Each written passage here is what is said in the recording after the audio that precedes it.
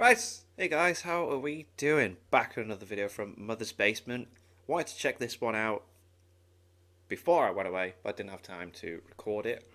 Obviously, Akira Toriyama passing away was a very, very sad thing to happen. And I'm very intrigued by what this video is going to show. This is how Akira Toriyama changed the world. He most certainly has.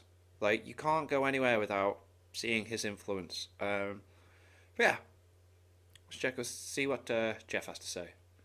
こんなたくさん見えると思ってなかったですね。いや、緊張しますね。テレビは恥ずかしいですね。Bless. Oh, and I'm actually watching. I've started watching the original Dragon Ball series on my Patreon page. So if you want me to see, checking that out for the first time, because I never watched Dragon Ball properly. My reaction to the first episode is actually there. Links in the description. Every artist wishes they could one day make something as impactful as Dragon Ball. Akira Toriyama's martial arts magnum opus defined a genre, influenced several entire generations, and created a truly iconic cast of characters who will endure in popular culture for decades to come. Yeah, I can't see when Dragon Ball will ever die down, you know. The style that 4 decades later is still the first thing that comes to mind when most people hear anime. Few artists would have the audacity to even dream of doing that twice, but Toriyama was built different. He didn't dream, he did. I love that. I love that. He didn't dream it, he did it. Even drew his first rough sketches of Son Goku. He was already one of the most successful mangaka in history, thanks to Dr. Slump. An uproar. I'm intrigued by that as well. I feel like I've got to give that a read out of respect. Glorious comedy about a sardonic super robot girl and her dirtbag dad that, alongside Rumiko Takahashi's Urusei Yatsura, redefined what gag manga could be and helped cement their place as the dominant species of shonen manga. A title that Arare's defective Shut off his eyebrow. descendant Roboco still defends valiantly to this day. Not content to simply reshape a single medium twice, though, Toriyama also helped Yuji Horii invent the JRPG with Dragon Quest just 2 years after launching Dragon Ball. And he's kept quietly working on video games ever since, including one that's considered by many to be the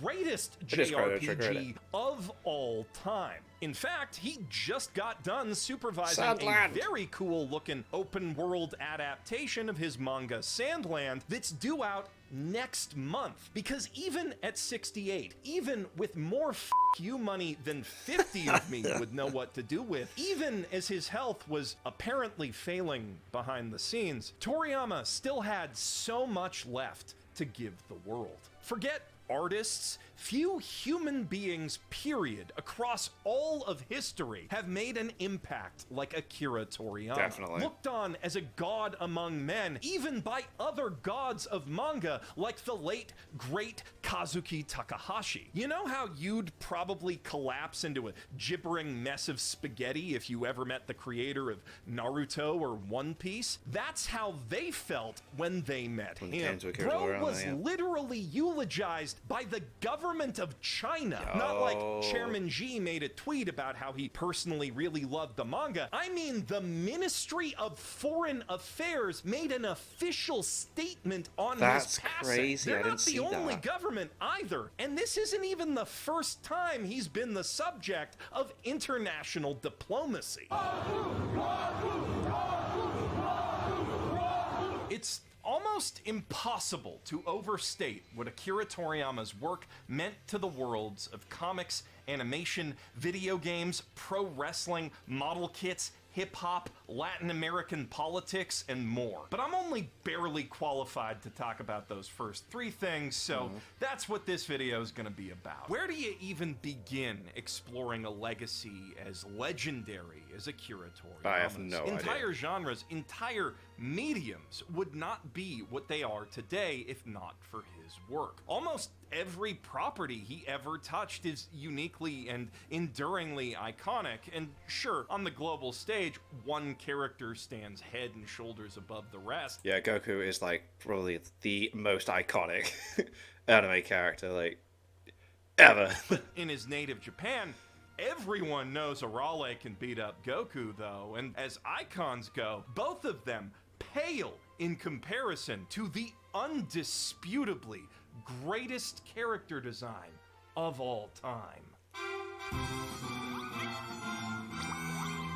By drawing just 5 wonky circles and 2 dots, this man single-handedly ensured that no Japanese role-playing enthusiast would ever have to fight anything as boring as a level 1 rat ever again. But, of course, it's not that easy, is it? Toriyama just made it look that easy. Anyone, literally anyone, can draw the Dragon Quest slime, but only an absolute genius could have designed it. The elegant drop-like silhouette, the perfectly proportioned features offset just enough to create a sense of depth with the little shine on one side. He basically invented an aesthetically superior smiley face that's just as easy to reproduce as the original and yet fully copyrightable. Pikachu and Mickey Mouse ain't got shit, and that's just one extremely marketable aspect of a series that literally built a genre and has sold millions with each entry for decades without ever really changing its core design, largely off the back of Toriyama's timeless aesthetic, which has also sold millions upon millions of a lot of other things, come to think of it,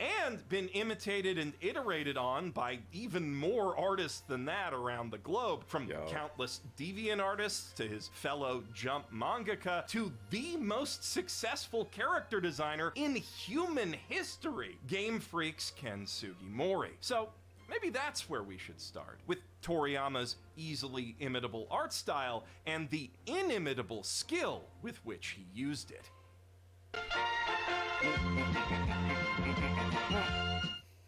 Toriyama's work was defined by bold, distinctive, expressive characters built from clean, simple shapes, with sparse, impressionistic backgrounds and well-balanced, high-contrast page layouts that emphasize readability over story density. Using varied levels of detail within the art, for example, placing realistic guns and cars next to cartoonier characters to direct and reward the reader's attention. Controlling your eyeballs the way a master cinematographer controls a camera. Often his characters would interact with the panel borders, giving the page a sense of cool, which I've seen, depth, which he'd enhance using bold, eye-catching, sometimes English word art for sound effects and signs. Yeah, like Mark's gone over like the way he structure manga panels and that. I think that's he's brilliant. It's very much a graphic designer's approach to making manga, which only makes sense since Toriyama studied design in high school and even worked in advertising for a bit. Wow. And while that obviously wasn't his passion, given the eventual career change, graphic design is what gave him his billion-dollar edge in the weekly battle for manga magazine readers' eyeballs. Cool. Most mangaka of Toriyama's time were trained in more traditional Japanese arts, if they trained at all, that is. Only natural, since manga as we know it today was a newborn medium at that point. Likewise, graphic design as a formalized discipline only reached Japan after the war, around the same time as Machiko Hasegawa and Osamu Tezuka were busy mothering and fathering modern manga. Born in 1955, just 4 years after Astro Boy, Toriyama was among the first generation of Japanese artists to grow up immersed in manga culture with access to a formal education in design. And unlike most of his anime and manga-loving peers, Toriyama made 2 key choices growing up that set him up for success. Firstly, he found other interests besides anime and manga, chiefly film, both of the giant Japanese monster variety, Godzilla! It's Godzilla! and the Hollywood kind, in particular war films, westerns, and sci-fi. His all-time favorites were reportedly Alien and Galaxy Quest. So Yeah, even the man's taste was goated. Because Toriyama's interests moved away from Ain't that cartoon- interesting though? Because Alien's a horror and Galaxy Quest is a comedy, both sci-fi.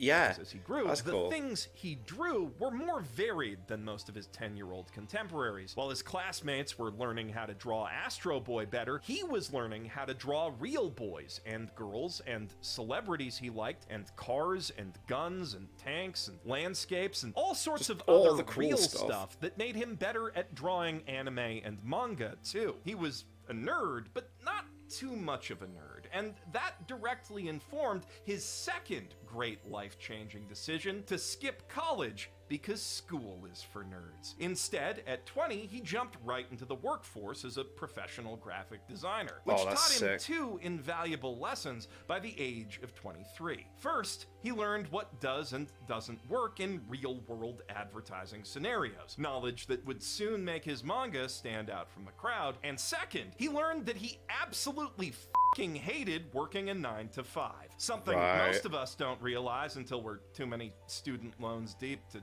do anything about Yeah. it. But Toriyama could quit his job, and so in 1977 he did, and immediately started submitting manga to shonen magazine contests for quick cash. He ended up being disqualified before he could make any, but his ineligible Star Wars parody was nonetheless good enough to catch Oh, wow. the eye of Shonen Jump editor Kazuhiko Torishima, who took him under his wing to develop something more original for the magazine. And that thing was, of course, a huge and immediate flop.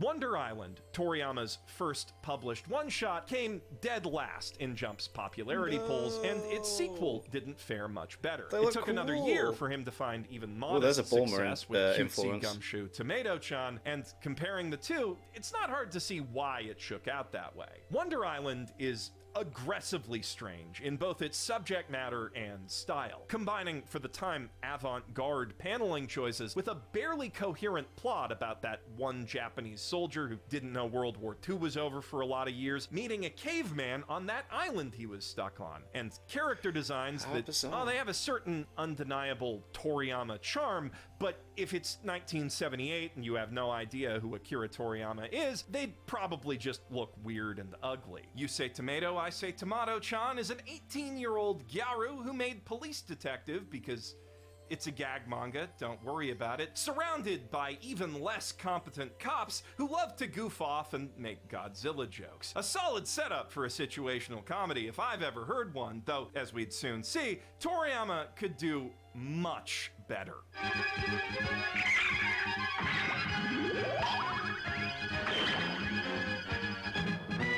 So that's where Sonic got it from. Huh. Arale Norimaki It does is a look like little the girl Sonic who logo. happens to Wow. also be a hyper-advanced robot because her dad is a very lonely inventor and who also has to wear glasses because he's not very good at it. Also, for some reason, Dr. Senbei Norimaki really wants to keep her nature a secret from the rest of Penguin Village, even though the place is just chock full of the weirdest weirdos you've ever met, from talking animals to aliens to definitely not Superman. But then, Wow, a of lot course, of it is influence just from plain this. funny when an obvious Dragon robot pretends not to be a robot and everyone believes them somehow, and laughs are Dr. Slump's top priority. What's that ordinary teenager doing behind me? Anyway, the point is, Penguin Village was this limitless comedic playground where pretty much anything could happen, Right. and Toriyama could just run wild with his charmingly scatological, fourth-wall hostile sense of humor, which is still as hysterical in 2024 as it was in 1980. Even as an adult, every chapter of this manga feels like I'm getting away with something. It's just pure joy in illustrated form, and if you're a Dragon Ball fan thinking of finally giving it a shot now, take this as your sign to pull the trigger. Often, when you first start reading them, it can be hard to see why exactly certain smash hit manga took off. Not so with Dr. Slump. The cover image of the manga's irascible mascot hanging off the titular doctor's exasperated face is both eye-catching and an incredible art flex. That's At once really cool. showcasing Toriyama's remarkable ability to draw realistic clothes and I facial was gonna details. say, like, the face looks more of a realistic approach than an anime approach, and then you've got very anime cartoony stuff going on Yeah, it gives me a very JoJo's kind of vibe as well in places. And his very deliberate choice to draw cute little unshaded gremlins instead, blending the two styles together seamlessly. If you know anything about art, this one cover is all you need to see to know this guy's worth following. But even if you don't, the first page will hook you anyway. Using just 17 words, including the mailbox and sound effects, it manages to convey everything we need to know about the main characters and their relationship dynamic in a single brilliant joke. The layout of the page is expertly designed, even by modern standards, with cleverly placed tangents like the mailbox post running into these wires that draw your eye across the panels with exacting precision so the joke always lands. The lack of background detail in most of the shots means that when you stare at the page at a glance, the characters in those panels and the house at the top instantly stand out, while the bottom panel, with all the clutter of the lab in the background, doesn't really read until you focus on it, at which point you realize, hey, that girl don't have a body. It takes a true master of the form to successfully deliver a visual punchline like that without hiding it behind a page turn. But by pulling that magic trick off, Toriyama made one of the most instantly accessible manga ever. By the time you're done scanning the magazine to see what's worth reading, you already know Dr. Slump's core characters, and they've already made you laugh. If you took the first 2 pages of this manga and put them in Jump today, they would still draw readers like flies to a poop. Speaking of poop, you see that poop? The cutesy, swirly-whirly, ice cream-looking cartoon blob thing? Akira Toriyama popularized drawing poop like that. No way.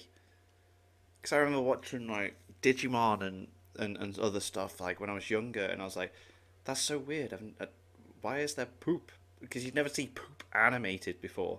But then make it funny looking and not look like actual turd. And wow, what a genius. And was quite possibly the first guy ever to put eyeballs on it. Meaning, the poop emoji itself is a Dr. Slump reference. Incredible. In the same way that you can't order a sandwich anywhere on Earth without giving the Heinz Corporation at least a little money, you cannot send a text or tweet without being exposed to Akira Toriyama's immense influence. Are you starting to see how deep this rabbit hole goes yet? I am. Well, we're not done yet. Speaking of brands and rabbits and holes, Dr. Senbei happens to have a favorite brand of dirty magazine, Playboy. And I don't mean like a McDonald's-style copyright-safe parody. We're talking actual Playboys with the English logo and everything, officially endorsed by Playboy's Japanese publisher, Shueisha. Fun fact, editor Torishima only ended up working on manga in the first place because he wanted to work for Playboy. No way. So that was actually a very early example of cross-promotional brand synergy. And so, most likely, was the appearance of a Playboy bunny suit in this early gag about the Penguin Village Middle School Gentlemen's Club, which almost certainly led to him drawing Bulma in a bunny suit later on, and that, along with Daikon 4, definitely led to a lot of bunny suit hentai being drawn. Now that's what I call a cultural impact. Emphasis on the culture. And we're still nowhere near done. Something you've probably noticed about Dr. Slump's art style by this point is its distinctive proportions. You might even recognize them. Chibi, or as it was known back then, super deformed art, is ubiquitous in anime and manga today, often used to punctuate comedic moments, even in more serious stories. And it became so ubiquitous precisely because of Dr. Slump's cute little bobble-headed caricatures of big, scary kaiju and other pop culture icons. It's difficult difficult to say exactly how much credit Toriyama deserves for making chibis happen, as a lot of very important and influential manga from that time have just never been translated, so there could very well enough, be there could be other other people that did artists it as who were well, making yeah. stuff like this back then, and I just wouldn't know about it. One of the only English resources I could find listing anime and manga in the chibi style is the TV Tropes page about chibis, and it doesn't even mention Dr. Slump. Neither does this blog I found about the origin of chibis, although it does posit that the style either arose from the Mobile Suit Gundam fandom, which started in 1979 and didn't really take off until the compilation movies hit in 1981, or in some fun little side comics drawn by one of the animators on Crusher Joe, a movie that Toriyama actually did designs for, and also that came out in 1983. So, considering Toriyama was drawing chibis at least as far back as 1977, it's safe to say that he was one of, if not the first. But it doesn't really matter who did it first, because he definitely did it biggest and pushed the style into the mainstream, where it would go on to inspire SD Gundam. It's a little hard to fathom from a non-Japanese perspective, which mainly sees it as the other thing Toriyama did, but Dr. Slump was instantly, insanely huge. A little over a year after the manga's debut, there was already an anime on the air, which, for perspective, took 3 years to happen with the similarly influential Urusei Yatsura. And within a year of that premiere, it had the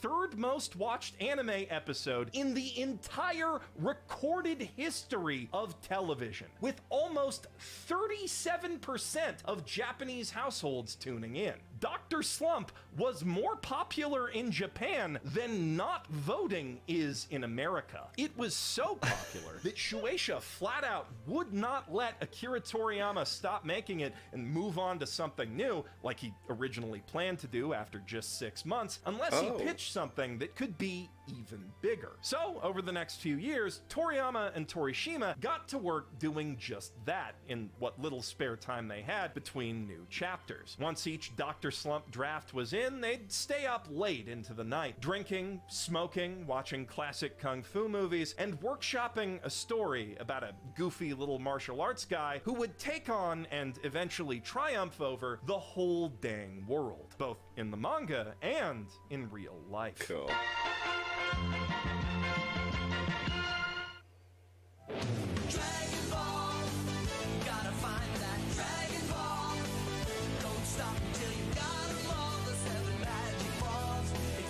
I have never heard this. Damn, that theme song whips ass. That's Wish pretty I wasn't cool. 4 years old. when I keep aired it. kicking All the kids printer my underneath age the got desk. was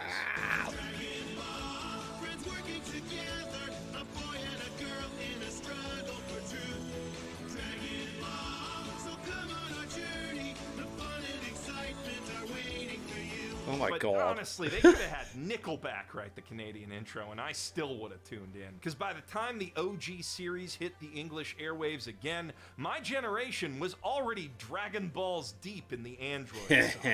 I still remember vividly that momentous day in the summer of '99 when I first met Goku on YTV. Instantly thought he was the coolest dad ever, and shortly thereafter watched him eat a laser beam through the heart and die. It was the coolest fucking thing I'd ever seen in my entire life, and I needed more of it injected directly into my eyeballs every week from then on. Also, I bought all the video games. The decision to split Dragon Ball Z off from everything pre-time skip for its North American release was questionable from a narrative integrity standpoint, but from a marketing standpoint, jumping right to the bit where North American kids could see animated murder for quite possibly the first time in their lives was definitely a good call. Yeah, definitely. It helped sell it, didn't it? Oh my god. I didn't mind, because I remember watching it being like, wait, I'm confused. What's going on here? But didn't mind, because it just kept going with the action, and it was cool. I was like,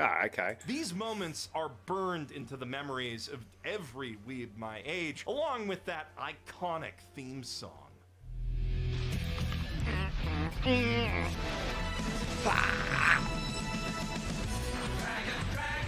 Oh, that second one. Dragon Ball Z!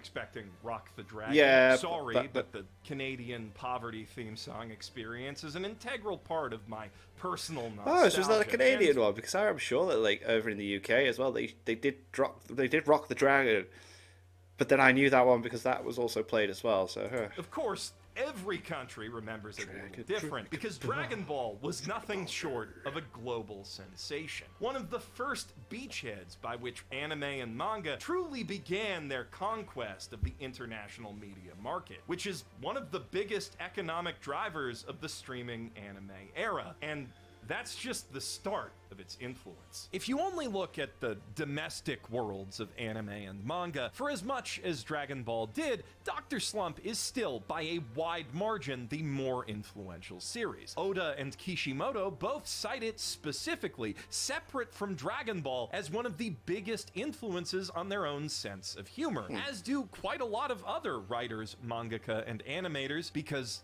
like, duh, it had more than double the audience share of The Simpsons, albeit in a country half the size. Of course it was gonna have a massive impact on every Japanese thing that's tried to be funny since. Even some shonen battle tropes you'd probably chalk up to Dragon Ball, like the prevalence of tournament arcs, can actually be traced back to silly gag tournaments from Dr. Slump, which got such a positive response from the audience that Toriyama decided to do them again in his new thing.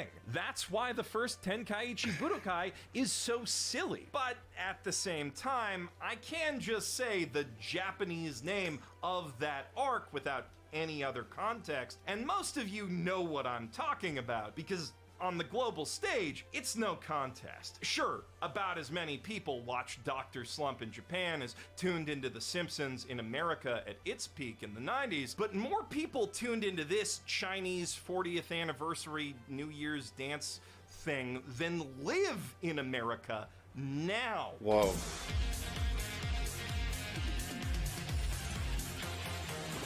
Cool. It's not at all Man, that's absurd cool. to suggest that Toriyama's contemporary Japanese take on the classic Chinese novel Journey to the West played a major role in healing relations between the two nations, which probably wasn't his intent. One of his greatest charms is he never took himself that seriously, but he and Torishima definitely did design Dragon Ball with broader markets than just Japan in mind. I mean, Goku was clearly inspired by contemporary Chinese heroes like Bruce Lee and Jackie Chan on top of the Monkey King, as well as Superman, who's also a recurring character in Dr. Slump, just by the way. And plenty of Toriyama's other favorite definitely Hollywood alien things also influence made there, their yeah. mark on Goku's journey west and beyond. And in turn, when the comic and animation industries of all those countries began taking more and more cues from their counterparts in Japan, Toriyama's notes were some of the first they copied. Although Penguin Village was visually reminiscent of the California coast, because blue skies and palm trees are easy to draw, baby. The general vibe of Dr. Slump remains distinctly Japanese, or at least Japan does America, you know, like Earthbound or Resident Evil. For Dragon Ball, Toriyama sought to give his story more of a globe-trotting international flavor, taking his heroes from the mountains of China to the islands of Okinawa, to the desert, to cities reminiscent of both LA and Tokyo, introducing them to a diverse cast of characters along the way, including Chinese and Japanese folk, Russians, Americans, Indians, Native Americans, and Africans. And, like, as representation goes, you can definitely tell he liked Kimba the White Lion and Superman when he was a kid, but it would be crass to dwell on that in a celebration of Toriyama's memory, especially considering how beloved his work is by people from all walks of life. The excellent Twitter cartoonist and voice of Kenny from Beyblade, House of Decline, once joked that Goku is an international language, and he really wasn't that far off the No, mark. he's not.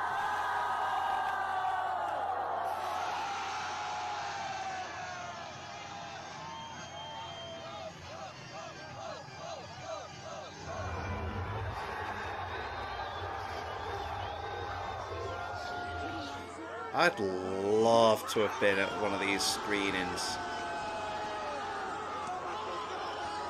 Yo.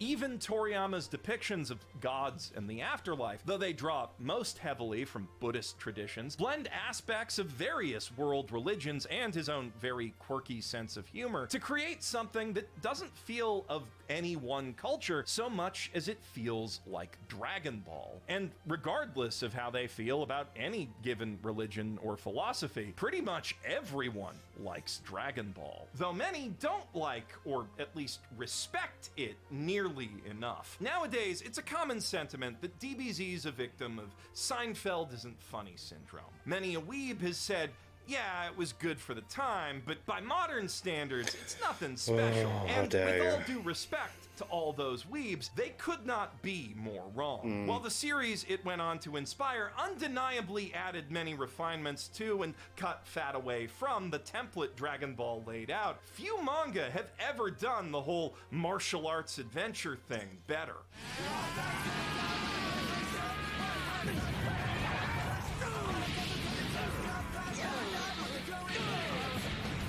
I emphasize manga because that version doesn't suffer from the many problems inherent to weekly adaptations that really hold the anime back. I read it for the first time just a few years ago when the Jump app dropped, after having watched the anime all the way through twice over and played through its story several more times over in game form. Nice. And I was blown away by how effortlessly fun it is to read. Even if you've heard the story 1,000 times over before, no one tells it like Toriyama himself. Your eyes just glide over the page, and it always feels like the art's moving right along with them. Yeah, like again, Mark's done it.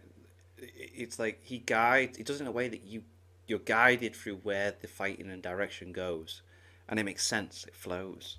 Conversational scenes strike a great balance between text and artwork, with at most 3 bubbles per panel before the characters move on in their stage business. And in the action scenes, the dialogue's cut down to a minimum, with art and sound effects alone often being used to both direct the eye and convey every detail of the choreography. The rare dialogue bubbles we do see serving as anchor points where your eyes can pause before the next flurry of fists begins. The mastery of paneling that Toriyama already demonstrated with Chapter 1 of Dr. Slump has been honed here after over 200 straight weeks of practice to a downright godly level of skill, which he leveraged with a much more fluid art style that gradually evolved as Goku grew up from a sleeker take on the chibis of Dr. Slump to, well, basically the foundation of the entire modern shonen aesthetic. A compromise between the clean, cartoony style of his own work and the cool,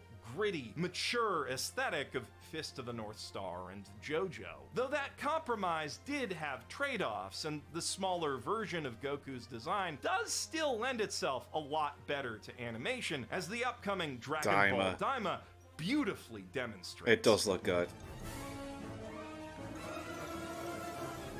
I will definitely be checking this out.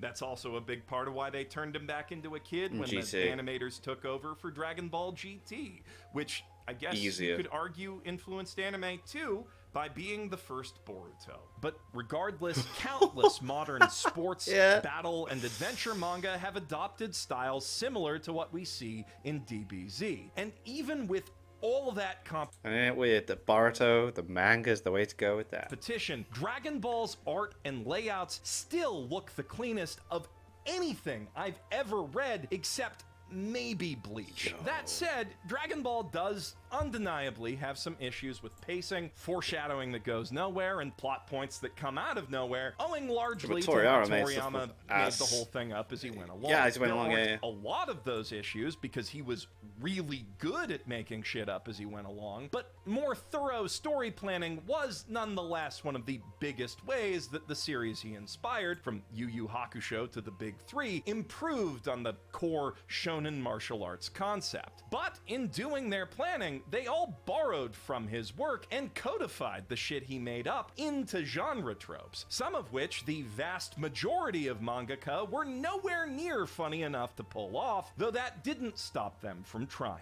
Dragon Ball's impact on the shonen landscape was immediate and massive. Even Masami Kurumada, who pioneered a lot of non-supernatural battle manga tropes with his seminal boxing series Ring ni Kakero, drew heavy inspiration from Dragon Ball and Fist of the North Star, as well as the then burgeoning magical girl genre, to create Saint Seiya, which in turn inspired many more magical boy manga like Bleach and Chainsaw Man. And that's just one of the countless evolutionary branches we can trace back to this one manga. Last summer, I made a video about how Akira Toriyama influenced and inspired just the power systems of the next 4 decades of battle manga, ignoring all other tropes and story patterns derived from his work, and it came out to 51 minutes long. So obviously it would take a lot longer than the rest of that timestamp to unpack all the ways he changed the shonen game, but for now you can go watch that to get some idea. But don't click away to watch it just yet though, because we still have to talk about how Dragon Ball defined an entire genre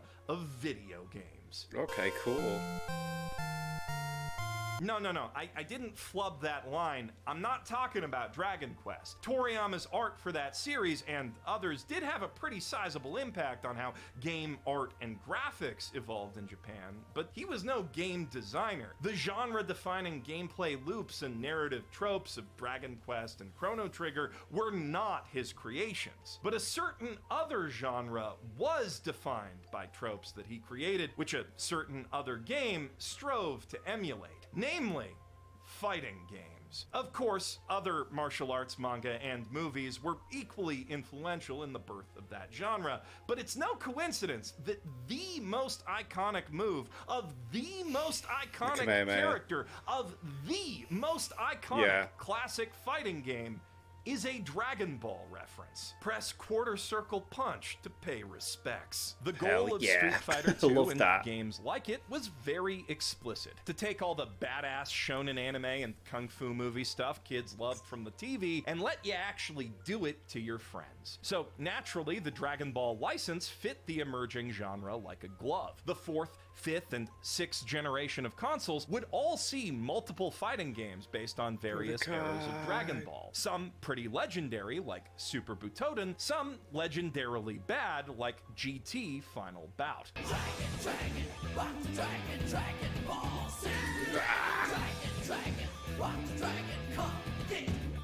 Fun fact, that game's the first time I heard that song.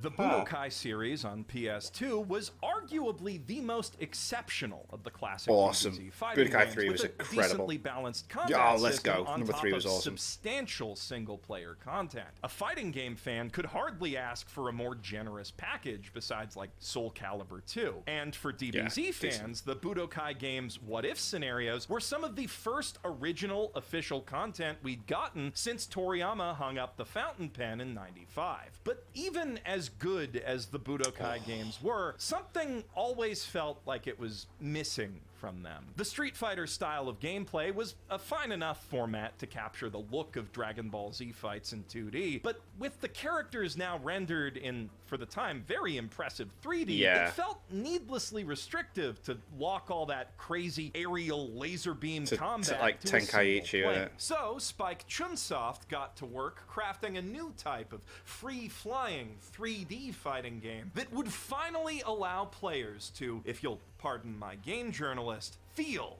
like Goku. Dragon Ball Z Sparking, known as DBZ Budokai Tenkaichi in the West, was the first ever anime arena fighter. Not to be confused with arena fighters like Power Stone, even though a few of those were based on anime like One Piece, Rave Master, Bleach, and Shrek. In contrast to those top-down, more arcadey titles, anime arena fighters put the player right in the cinematic action, dropping the camera down behind their Goku of Choice's back and mapping all of his iconic moves to simple inputs. And when I say choice of Goku, I'm not doing my usual glib thing about how, you know, all shonen protagonists and a lot of shonen characters are basically different flavors of Goku. I mean, in Tenkaichi 1 specifically, there are 7 different versions of Goku in the character roster. And by Tenkaichi 3, it's like 13. But that was all in service of the game's aim to let players easily recreate basically every iconic fight Moment, throughout yeah, the yeah, entire have them all. anime Have all those from fights, the yeah, fighter's yeah. select menu. Also, in the spirit of that, the game was very much balanced for lore accuracy over competitive viability, something the series wouldn't achieve until the still beloved Tenkaichi 3. It's so easy to map the formula to different franchises that nowadays it kind of feels like, aside from all the Dynasty Warriors clones, that's the only sort of anime game that ever gets made, which has created some stigma around arena fighters that really isn't helped by things like Jump All-Stars and Jujutsu Kaisen Cursed Clash being obviously unfinished, barely playable abominations. But you can't really blame all that on Tenkaichi, and most fans seem genuinely hyped for the series' imminent return as Dragon Ball Sparking Zero. Yeah. DBZ is also presently represented by one of the tightest 2D fighters on the Fighters. market, Dragon Ball Fighters from Arc System Works, a game that uses all of the impressive animation techniques that the studio developed for their Blaze Blue and Guilty Gear series. Oh, to wow, look okay. pretty I did much not realize that. exactly like Oh, I love both those franchises. Blaze Blue and Guilty Gear. They're sick. Love it. the anime. Like you and your buddy are choreographing an episode in real time, which is a little different from actually being in the anime, but if you want that and can't wait for Sparking Zero, there's always Dragon Ball Kakarot, Kakarot, a which is meant to be good single-player as well, open-world action RPG with Tenkaichi-esque combat and a mini-game based on that episode where they go to get their driver's license, That's which class. is just the best thing ever. That's so that cool. retells the entire story from Z onward, demonstrating, if nothing else, how far graphics have come toward the very specific goal of remaking Chala Head Chala.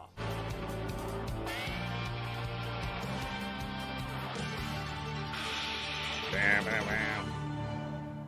Advancements that were driven in no small part by licensed games based on Dragon Ball or anime inspired by Dragon Ball, and original Japanese games seeking to emulate the look and feel of those very same anime. Eventually, the techniques they developed for those games would make their way back into anime, as model swapping and frame skipping unlocked the secrets of making 3D characters in 2D environments not look like complete ass. The same year Dragon Ball FighterZ dropped, Dragon Ball Super Broly featured fully 3D fight scenes that could have easily been ripped straight from an Arc That does look game. cool, yeah. In fact, the editor cut partway through that scene to Broly's dramatic finish from Fighters, and you didn't even notice. On the subject of the new Dragon Ball movies, most folks know the story of how Hollywood's Evolution. Dragon Ball Evolution was so terrible and embarrassing that Toriyama it came back. inspired Toriyama to come out of retirement and make something better with the franchise. But what you might not know is that Funimation's short domestic run for Battle of the Gods was one of their first real theatrical success stories, and directly paved the way for more shonen tie-in films that's why based the on the movies likes happen of so Hero Aka regularly and for One these Piece franchises, to get wider yes. stateside releases, which in Interesting. turn laid the groundwork for the Mugen shocking Train. blockbuster success of the movie Kimetsu no Yaiba Demon Slayer. Mugen Mugen Train. Train. Even if he wasn't the face of shonen anymore, Akira Toriyama was still making waves in the modern era and still making more Dragon Ball with his own two hands, despite his stated desire to pull back and relax a bit. Dragon Ball Daima was supposed to just be a silly little spin-off thing without any direct involvement from him, but then when he went to sign off on it, he accidentally did a whole bunch of character design and world building work and also wrote most of the plot. So now we have quite possibly the most authentic original Dragon Ball TV show in decades to look Yeah. forward to, on top of all the gorgeous animation enabled by its little guys who go around school of character design. Plus, there's that sick-looking Sandland game, and hopefully at least a few other things that he wasn't quite ready to announce yet. Because I don't know about you, but Don't want to say bye. I'm not quite ready to say goodbye yet. That may sound contradictory given what I said in Let Goku Die almost exactly a year ago. That's mad. But it just feels wrong for Toriyama-sama to be gone so soon. He was only 68. Hayao Miyazaki barely retired twice by that age, and Stan Lee hadn't even started making anime yet. Legends like Toriyama should stick around to pass their wisdom on and shit, right? He wasn't even done making awesome manga. Yeah, Jacko. He never really stopped, just slowed down a little once Dragon Ball was done. It's just not fair. But what's really not fair is the fact that Toriyama didn't actually die all that young, relatively speaking. In fact, a Japanese blogger crunched the numbers, and it turns out he beat the average life expectancy for men in his profession No by way. 6 years. Most mangaka don't make it past 62. And for reference, the average life expectancy of men in Japan, a country that, by the way, has a word for when you work so hard you die, is 83. The toll that making manga takes on the bodies that make it really can't be overstated. They work grueling hours to hit brutal deadlines, and even though publishers have gotten at least a little better at easing up on the schedule, many still destroy themselves for their work, driven by passion as much as hunger, dreaming that they might one day tell a story that reaches the entire world, like Akira Toriyama, who left us What a far legend. too soon, and yet will stay with us for as long as mankind loves manga and anime. And who none of us really have to say goodbye to just yet, because he left so many differently amazing works behind. No matter your tastes or interests, I guarantee there's something with his fingerprints all over it that you haven't taken the time to appreciate yet, and you will totally love. So go read Sandland to get hyped for that game, or go get to finally playing Dragon Quest and get cultured, or play Blue Dragon if you're already cultured, yeah. or Toe Ball. Toe Ball's great. Or do what I'm doing and finally give Dr. Slump a shot. I don't recommend binging it personally, though. Comedy of that caliber really deserves to be savored. And all of Akira Toriyama's work deserves to be remembered. Even the stuff that didn't change the world. So I hope this pushes more people to seek it out. I'm just one fan among legions, saying thank you for changing my world.